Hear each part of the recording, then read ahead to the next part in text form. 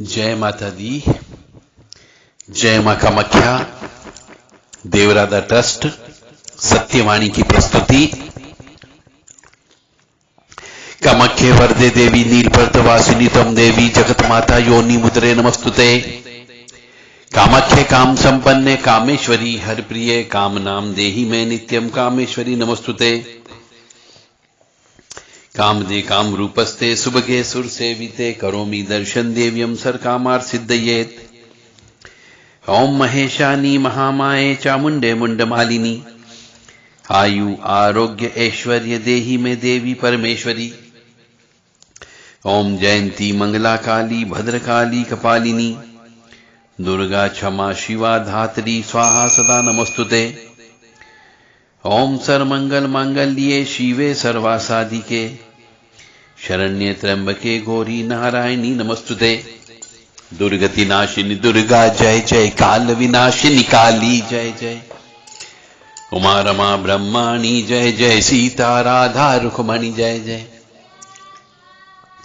महालक्ष्मी नमस्तुभ्यं नमस्तुभ्यं सुरेश्वरी हरि प्रिये नमस्तुभ्यं नमस्तुभ्यं दयानिधि। काली काली महाकाली काली के पापनाशिनी खड़ग हस्ते मुंड हस्ते काली काली नमस्तुते। काली काली महाकाली काली के परमेश्वरी सर्वानंद करी देवी नारायणी नमस्तुते।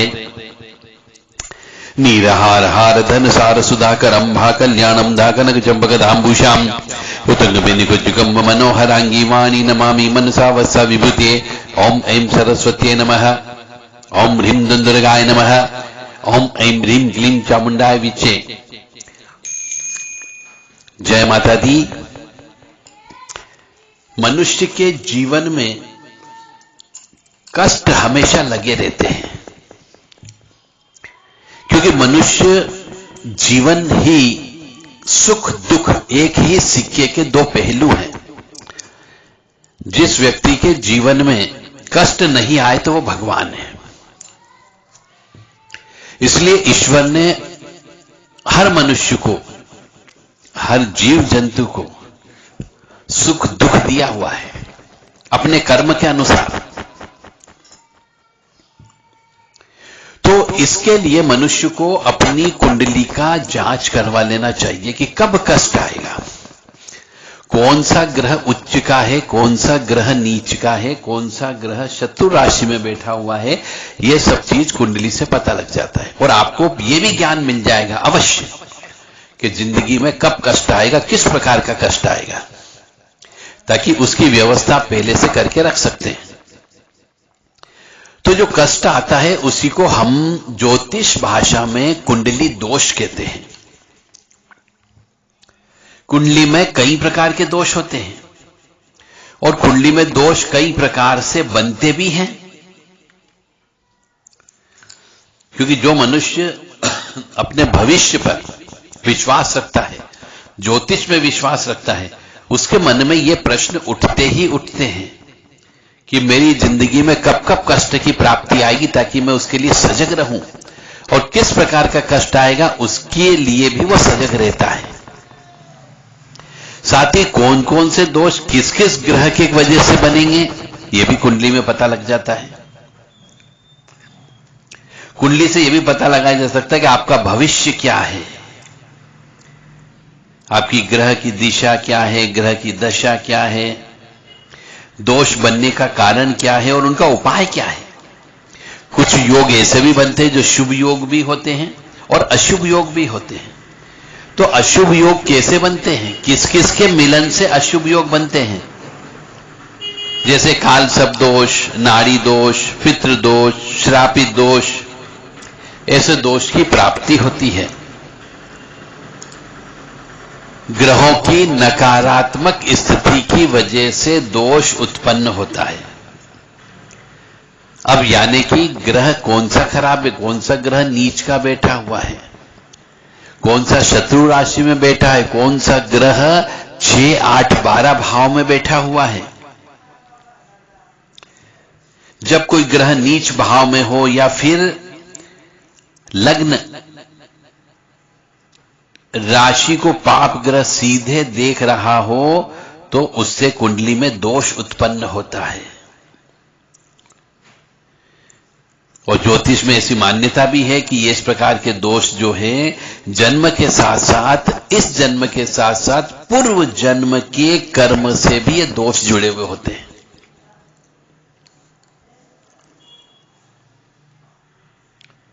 इसलिए मनुष्य को अपनी कुंडली अवश्य चेक कराना चाहिए कि पिछले जन्म में कौन से पाप कर्म करके आया है। तो जो पाप कर्म करके आए उनका प्रायश्चित कर्म करें, उनका परिहार करें।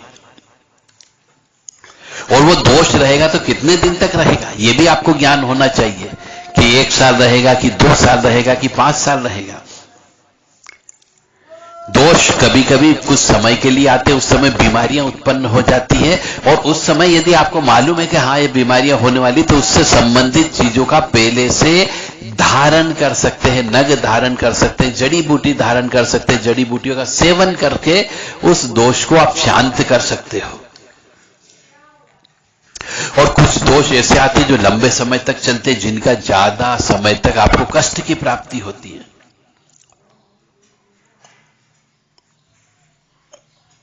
जैसे मंगल दोष होता है, ये लंबा दोष होता है।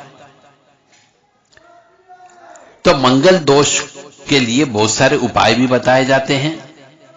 काल सब दोष होता है, ये भी बहुत लंबा दोष होता है, ये पूरे जीवन भर प्रभावित करता है।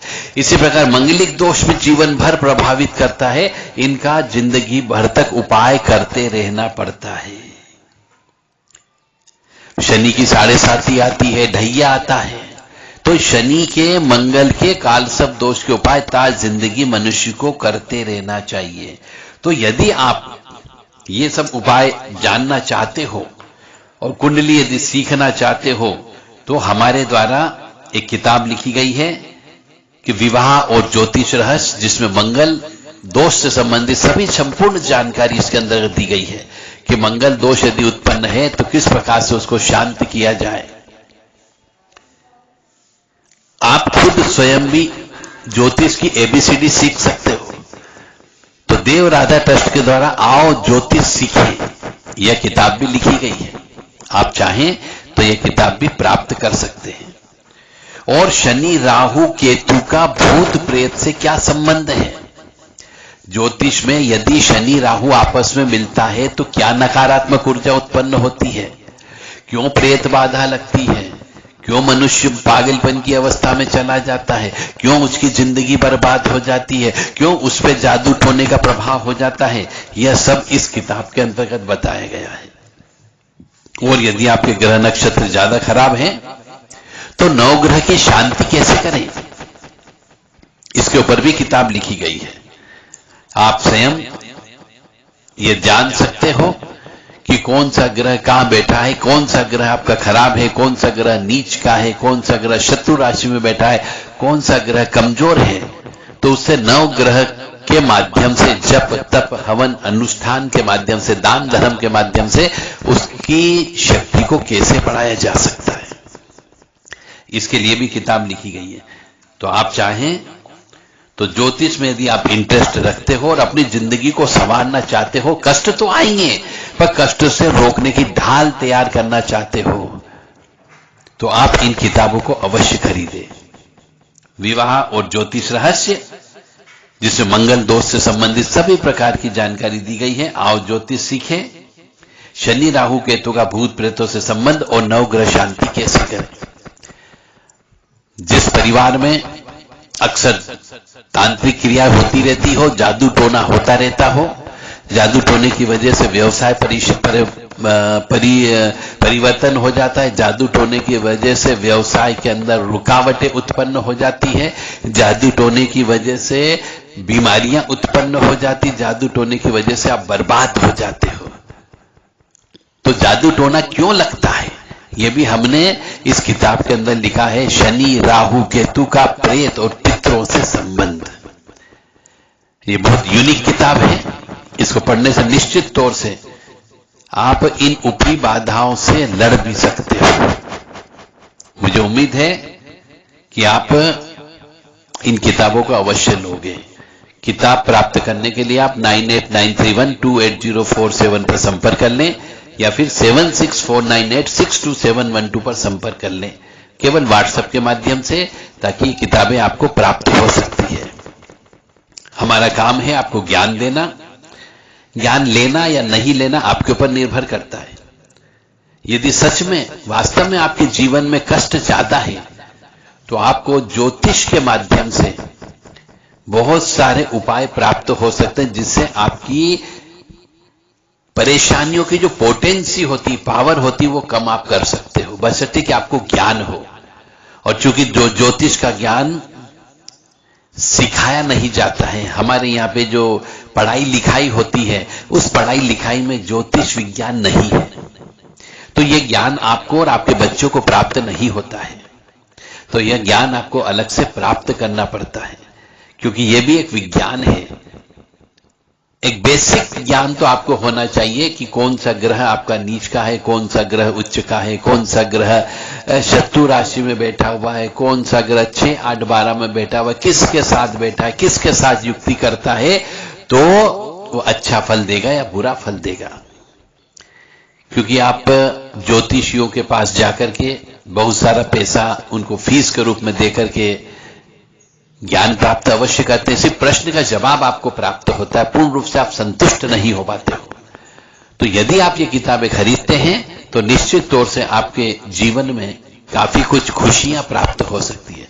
हमारा धर्म है कि हम आपको ज्यादा से ज्यादा खुशियां दे सके और आपके जीवन में कष्ट की प्राप्ति कम हो, इसके लिए हमने ये रहस्यमय ज्ञान इन किताबों के अंदर लिखा है। बिल्कुल शुद्ध, सरल और स्पष्ट भाषा में लिखा है। कहीं पर भी बहुत कम जगह ऐसा है कि ज्योतिषी भाषा का प्रयोग किया हो, यानी आपको समझने में बहुत आसानी होगी। मुझे उम्मीद है कि आप इन किताबों को खरीदोगे और अपने को और अपने परिवार को सुरक्षित रखोगे, तंत्र मंत्र से, काला जादू से, ऊपरी बाधा से और ग्रह नक्षत्रों के दोष से।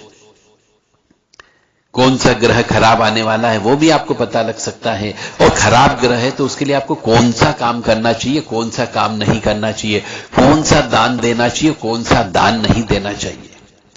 मनुष्य यह भी गलती करता है, जो ग्रह उच्च का होता है, अच्छा ग्रह होता है, उसका भी दान देते रहता है, तो वो ग्रह खराब फल देने लगता है।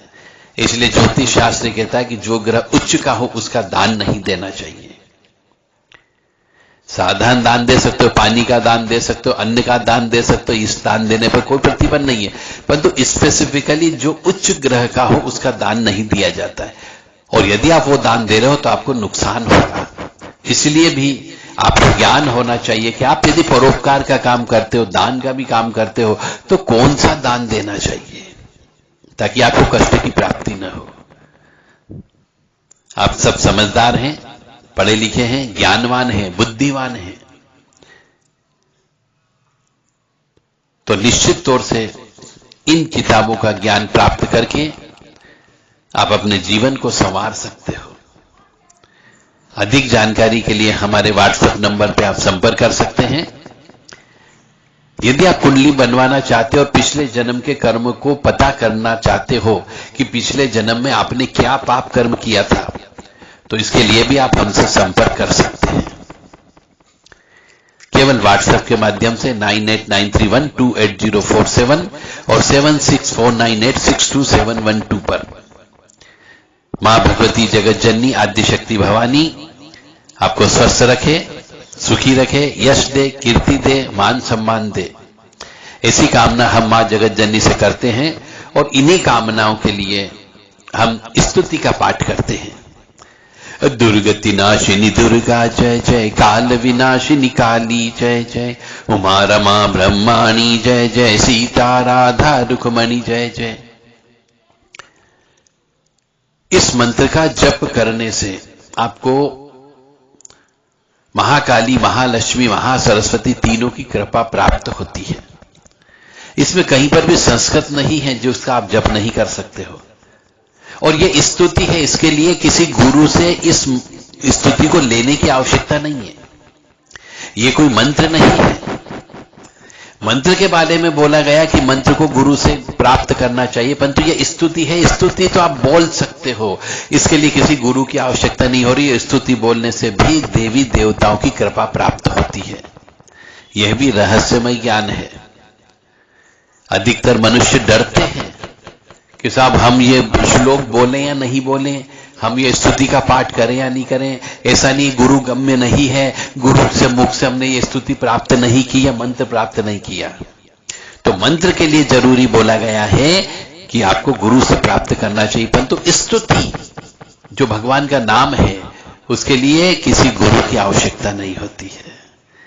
तो आप इस स्तुति को जप करें कि दुर्गति नाशिनी दुर्गा जय जय, काल विनाशिनी काली जय जय, उमा रमा ब्रह्माणी जय जय, सीता राधा रुक्मणी जय जय।